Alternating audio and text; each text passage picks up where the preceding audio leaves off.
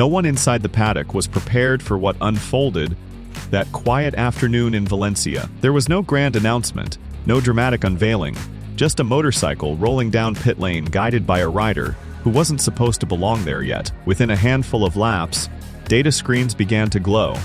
Engineers leaned closer. Conversation stopped mid-sentence.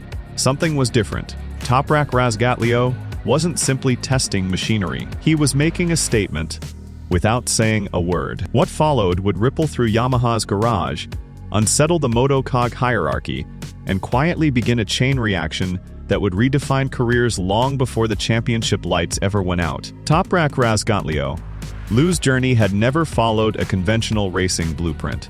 Long before factory contracts and MotoGP rumors, he was shaped by instinct rather than structure. He learned to feel motorcycles instead of calculating them. By the time he reached World Superbike, that raw ability had evolved into a defining weapon. He wasn't just fast. He was unpredictable, aggressive, and fearless under braking. Rivals struggled to understand how he consistently entered corners later, deeper, and still emerged in control. Yet the 2025 World Superbike season did not begin as a fairy tale. Early rounds were marked by frustration. Technical instability disrupted confidence. Grip vanished unexpectedly. Setup changes failed to deliver consistency. For the first time in years, Toprak found himself searching for answers instead of dictating pace. Inside the garage, tension quietly brewed. Engineers debated direction. Rivals sensed weakness. Some began to question whether the edge that once made him untouchable was finally slipping away. Then, almost without warning, everything changed. A reset behind closed doors reshaped communication. Trust between rider and crew tightened, and suddenly, the hesitation disappeared. The rider who had been reacting was now attacking again. What followed wasn't merely a recovery, it was a takeover. Victory followed victory. At first it felt impressive. Then it became unsettling. By the time the streak reached double digits, the paddock stopped asking how long it could last and started wondering who could possibly stop it. 13 consecutive race wins didn't just secure a championship. They transformed perception. Rivals adjusted strategies simply to finish closer. Teams dissected braking data frame by frame, searching for answers that never came. Fans watched races unfold like rehearsed performances, each ending the same way. But dominance brings its own weight. Each win added pressure. Each race became a potential breaking point. One mistake could erase perfection. Inside Toprak's helmet, the challenge became psychological as much as physical. He wasn't racing competitors anymore. He was racing history. And yet, through it all, his composure never cracked. Calm interviews, measured responses, quiet confidence. Because while World Superbike crowns champions, MotoGP defines legacies, and the Moto paddock was already paying close attention. Back home in Turkey, something remarkable was unfolding. Interest in motorsport surged dramatically. Karting grids filled. Young riders began to believe international success wasn't a distant dream. Toprak had become more than a champion. He had become a symbol. With that came responsibility. Every result carried national weight. Every failure, if it came, would echo far beyond the circuit. Toprak understood this reality deeply. He spoke often about inspiration and opportunity, but privately, the pressure was relentless. MotoGP would not forgive sentiment, and the transition ahead would demand everything. The first time Toprak climbed onto a MotoGP prototype, the difference was immediate. Nothing felt familiar. Carbon brakes behaved differently. Aerodynamic load altered balance mid-corner.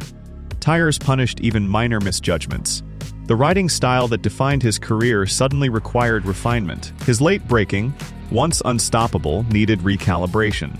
Inside Yamaha, quiet debate emerged. Should the motorcycle adapt to the rider, or should the rider adapt to the machine? Some engineers believed Toprak's aggression could unlock performance. Others never touched. Others feared adaptation would take more time than MotoGP ever allows. The Valencia test didn't dominate headlines, but inside the garage, the data told a deeper story.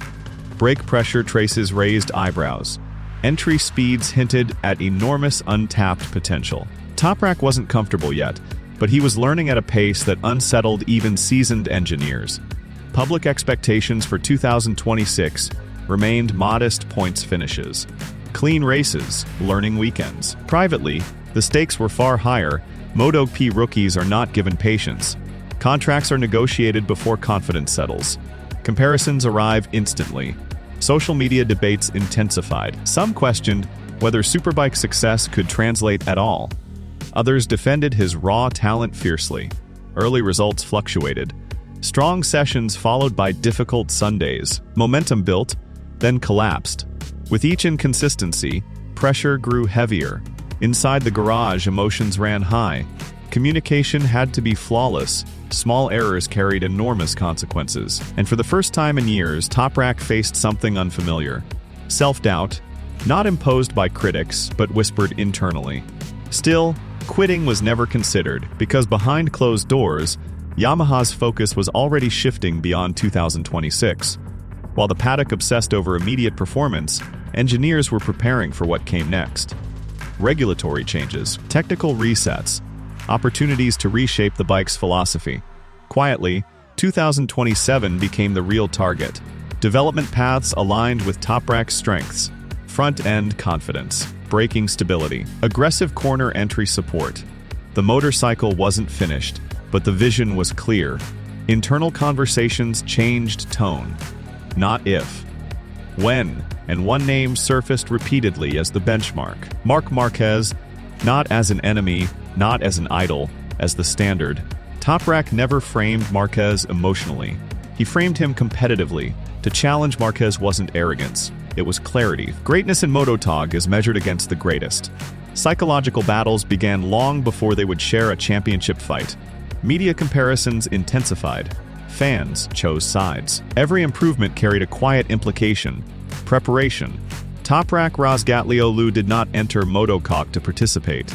He entered to disrupt. From turbulent beginnings to historic dominance, from national icon to global contender, MotoGP does not welcome outsiders easily, but when it does, the sport changes forever. Somewhere between breaking data and quiet confidence, the paddock began to realize something deeply unsettling. Toprak wasn't chasing the future, he was building it. And when 2027 arrives, this will not be remembered as the story of a Superbike champion trying to survive MotoGP. It will be remembered as the moment a new challenger stepped forward, ready to reshape the balance of power and challenge the throne itself. For years, Marc Marquez had been the unavoidable reference point in MotoGP. Even during seasons marked by setbacks and difficult recoveries, his presence alone reshaped how rivals approached a weekend.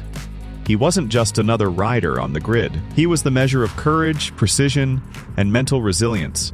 Every generation had its challenger, but very few ever forced Marquez to look over his shoulder for long. When whispers of Toprak Razgatlıoğlu's long-term MotoGP ambitions began circulating, they were initially treated as optimism rather than threat. Superbike champions had crossed over before. Some adapted, many struggled. The difference this time was subtle but unmistakable. The data didn't lie. Engineers who had worked with Marquez studied Toprak's braking traces with the same curiosity they once reserved for Marc himself. Late braking wasn't new in MotoGP, but the consistency, the commitment, and the refusal to yield under pressure felt familiar in a way that unsettled people. Marquez's greatness had always been rooted in one defining quality: control at the very edge. He could save situations others never entered. He could recover moments that should have ended in disaster. And perhaps most importantly, he thrived when the garage around him revolved entirely around his needs. That environment shaped champions, but it also created expectations that few teammates survived. Toprak arrived carrying none of that history. No legacy to protect, no dynasty to defend, only hunger, and hunger changes the balance in ways experience alone cannot counter. While Marquez's approach was built on mastery through repetition, Toprak's was built on disruption through instinct. Where Marc calculated risks, Toprak challenged assumptions. As 2027 preparations intensified, the contrast became impossible to ignore. Yamaha's development direction leaned aggressively toward braking stability and front-end confidence, areas where Toprak felt most alive. Meanwhile, Marquez's camp continued refining a philosophy that relied on total trust between rider and machine. Even when limits blurred, two paths equally valid, moving toward the same destination. Inside the paddock, Conversations grew sharper. Mechanics spoke quietly about how Toprak attacked corner entry without hesitation. Analysts debated whether Marquez's experience could neutralize raw aggression. Fans divided into camps, some loyal to the legend, others drawn to the insurgent. Social media amplified every comparison, every lap time, every comment taken slightly out of context. What made the tension unbearable was silence. Neither rider spoke directly about the other. No bold statements, no public challenges. Only respect layered over awareness, because both understood something fundamental. Championships are not decided by speed alone. They are decided by who absorbs pressure without breaking. Marquez had faced challengers before: younger riders, faster qualifiers, aggressive newcomers. But this felt different. Toprak wasn't trying to replace him. He was trying to redefine the fight itself. Braking zones became battlegrounds. Setup philosophies clashed indirectly. Even test sessions carried weight far beyond their timing sheets. As race simulations tightened, margins shrank. Engineers began noticing something uncomfortable. When conditions deteriorated, when grip faded, when variables multiplied, Toprak didn't retreat. He leaned in. That was supposed to be Marquez's territory, the place where experience dominates ambition. And yet, here was a rider still learning MotoGP, already comfortable living at the edge. The mental pressure intensified. Media narratives sharpened. Every strong Marquez session felt like a reminder of dominance. Every Toprak improvement felt like a warning. The paddock understood what was coming long before the first lights of the season. This wasn't a rivalry born of animosity. It was born of inevitability. When they finally shared track space in full competitive conditions, the atmosphere shifted instantly. Grandstands buzzed differently. Garage walls felt thinner. Every lap carried consequence. Neither rider made unnecessary moves. Neither conceded space easily. The respect was absolute, but so was the tension. Marquez relied on his greatest strength, precision under chaos. Toprak relied on his fearless commitment. The contrast produced racing moments that felt suspended in time. Corner entries that forced breathless pauses, braking duels that rewrote reference points. Fans didn't cheer for passes alone. They reacted to intent. Behind closed doors, teams absorbed the reality. MotoGP was changing again. Not gradually, suddenly, because rivalries of this magnitude don't elevate individuals alone. They elevate the sport. They force evolution. They demand clarity. For Marquez, this was a familiar burden, to defend greatness against the next wave. For Toprak, it was validation. Proof that the path from Superbike to MotoGP wasn't a gamble. It was a calculated confrontation with history. As the season unfolded, one truth became impossible to deny. This was no longer about transition or adaptation. This was about legacy versus disruption. Experience versus instinct, control versus courage. And regardless of who would ultimately claim the championship, MotoGP had already been transformed, because when a legend meets a challenger who refuses to blink, the sport doesn't simply crown a winner. It enters a new era,